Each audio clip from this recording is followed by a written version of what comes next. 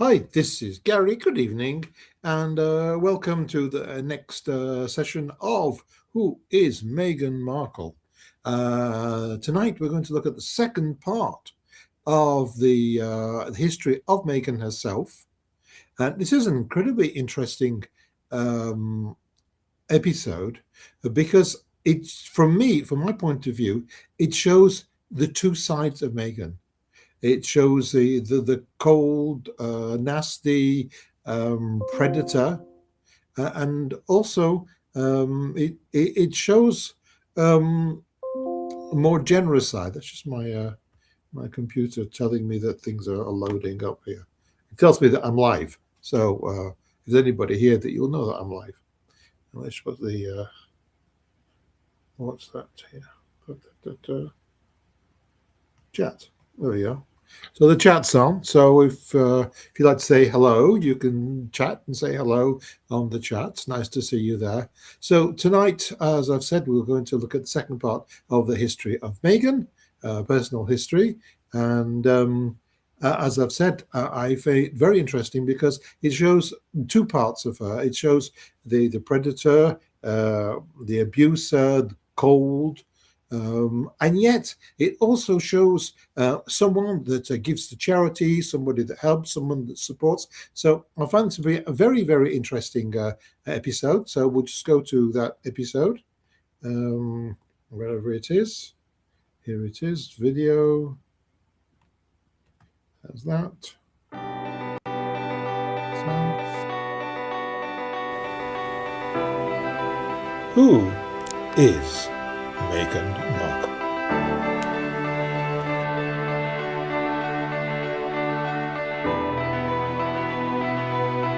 Hi, this is Gary, your friendly neighbourhood psychologist, psychotherapist, looking at Who is Meghan Markle? So this week we are completing a look at her own history. The beginning of her acting career, her first marriage to Trevor, a divorce from Trevor, not a pretty story from my point of view, already said that, and of course her meeting and marriage to Harry. So from 2004 to 2005, she taught calligraphy, bookbinding and gift wrapping at the upscale stationery retailer Paper Source in Beverly Hills while auditioning for roles. Now, this is interesting because nowhere does it talk about her studying calligraphy, although she used the calligraphy in one of her film roles. Now, bookbinding, she taught bookbinding, but where did she learn bookbinding? Gift wrapping, okay, that's something you could sort of pick up. It's not that complicated, but bookbinding is somewhere between an art and a science. It's very technical. So where did she learn these things? And this is something that interests me, just like her mother, who taught jewelry making and things like that. It's that I don't know if they studied these from books or where they have learned these crafts, but to go to the point where you are teaching a subject in which there is absolutely no history of them actually learning this subject in any formal way fascinates me. Now, perhaps it's just the incredible intelligence of these two women, but it fascinates me they are capable of working in these businesses and teaching despite not having any formal training in these subjects. Maybe they did. If they did, and you know, please let me know. Then, between 2006 and 2011, she worked as a freelance calligrapher and had some small acting roles. And in 2004, she meets Trevor Engelson, who we'll talk about quite soon because she married him. The next chapter is her marriage to him, and further along, he also appears as one of Meghan's men. So we'll definitely talk about that in the future. So, after that, between 2004 and 2010, she worked as an actress. She also carried on doing this bookbinding and calligraphy and stuff to keep working and to earn some money. And not surprisingly, one of her first jobs was in the series General Hospital in 2002, even before she graduated, where I'm sure she had lots of contacts from her childhood and knew people. So it wasn't so unlikely that she got a small part there. it wasn't that complicated for her, who was also graduating in acting. Over the next decade, she had numerous minor TV appearances. Century City in 2004, The War at Home 2006, CSI New York 2006 also, Deal or No Deal 2006-2007 as one of the briefcase models. In Beverly Hills 90210 in 2008, she appeared in 2 episodes. Knight Rider 2009, to Without a Trace 2009, Fringe also in 2009 in 2 episodes. In The League 2009 and 2010, she appeared in several episodes as Megan, a bartender. CSI Miami 2010, also she had some supporting roles in a couple of films, some of which were actually produced by her husband at the time, but only a few. Then in 2011 she got a breakthrough in Suits, which is at the same time that she actually got married to Trevor Engelson in Jamaica. Now it's really interesting, this marriage, because what it says is that they had a marriage over multiple days in Jamaica. So it was a big deal. According to my good friend Google, Meghan Markle and Trevor Engelson were married at the Jamaica Inn in Ocho Rio, Jamaica on August 16, 2011. The ceremony was a 4-day event with a beachfront celebration that included local traditions and activities for the guests. Obviously, the Jamaica Inn is a luxury hotel. Did they fly people over? More than likely. Did they invite their guests to stay at the Jamaica Inn? I would guess so. It must have cost an awful lot of money. And what I have understood, and people can argue with me, people can prove me right and wrong, I'm very open to being proven either way, is that her father paid for it. Now, if you remember, he'd won the $750,000, around $2 million in today's value. It's totally possible that he did have the cash to be able to pay for such an extraordinarily expensive. So, I don't know. Let me know in the comments if you know more details about the wedding, how much it cost, who paid for it. Let me know. I'll edit it, or at least I'll correct it in the book. So we'll see how it goes like that. Now, this is interesting. After she started filming in Toronto in Suits, she volunteered regularly at the St. Felix Centre's soup kitchen. And it says here, during the whole period, from 2011 to 2017, she volunteered at the soup kitchen as part of the community meal service, and she also donated leftover food from the Suits set. And on one Thanksgiving, she brought all the food, including turkeys and the trimmings, the full meal setup for over 100 people served by the St. Felix. Also, it seems she undertook volunteer work incognito. Meghan volunteered wearing casual clothes and even a baseball cap to remain low-key.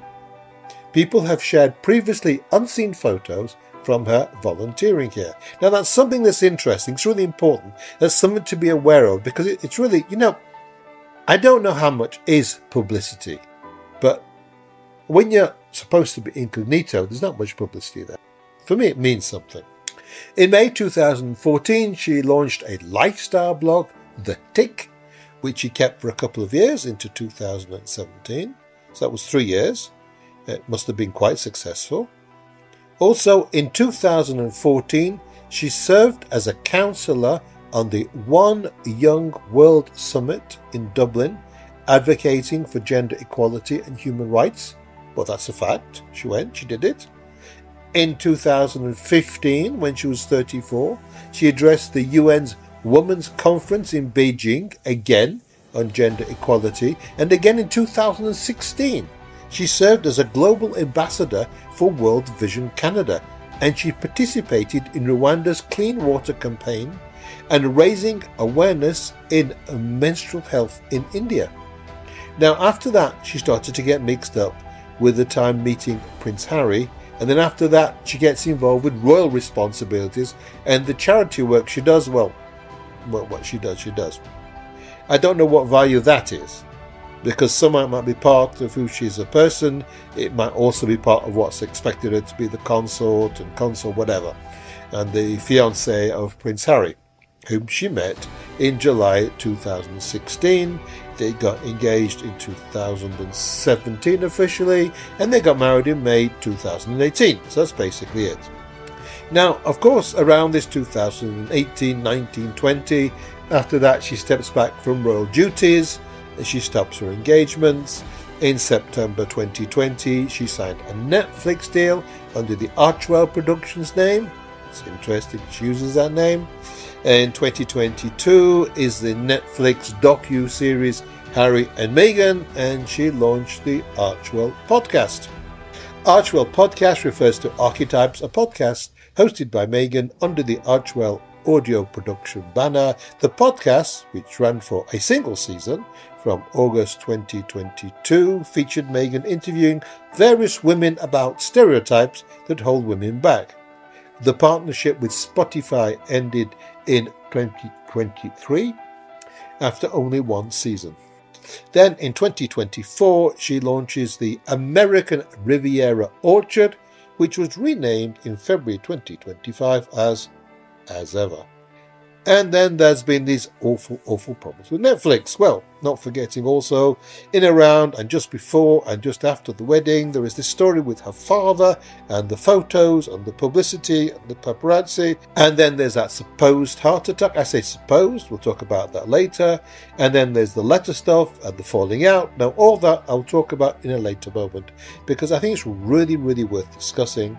I have my own conspiracy theory about that, so there you go. So, that's a quick resume of who Meghan is, how she came to be who she is, a little bit, and the next chapter is her first marriage. So, that's the end of the third episode. I hope you found it interesting. I certainly did.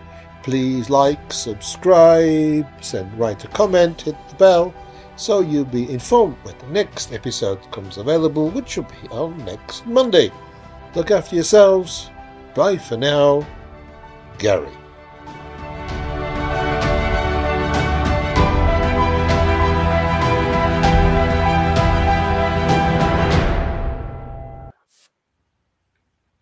Hi, it's me again.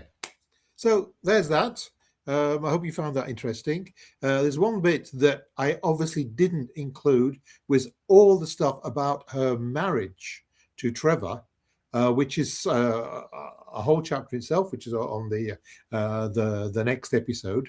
And what is negative about that? Because it's very interesting, because this particular this particular segment is actually quite positive about her. She does an awful lot of charity work. She goes and talks to an awful lot of people to help and support other people. So it's a very, very positive segment in her life. Of course, you spent a bit of time with Suits and being quite successful with that. So it's really something that's really positive. What we don't mention on this one, because it's in the next one, is the fact is that she got involved with Trevor when she was a budding actress, when she was just starting, and he was already a successful producer. You'll see this all next time. I'm just giving you a sort of like an idea of what's going to come. But it's also to show the fact is that there are negative sides to her. Oh, well, most of you know that. But she got involved with Suits, and as soon as she got involved with Suits, she got married with him. Like, I don't know if it's like a thank you or something like that. And then the next year, there was this sort of weird separation and divorce that came basically from her. And I would suggest that she just dumped him. So that's the negative side of it. So there we go. That was this week. Thank you for sharing. It's nice to see there's some people there. You could also give me some comments. Tell me what you think about this. So next Monday, it's going to be Marriage with Trevor, I think. Yeah, more than likely. So I'll see you then. As I say, like, subscribe, share, and I'll see you all next week. Bye for now.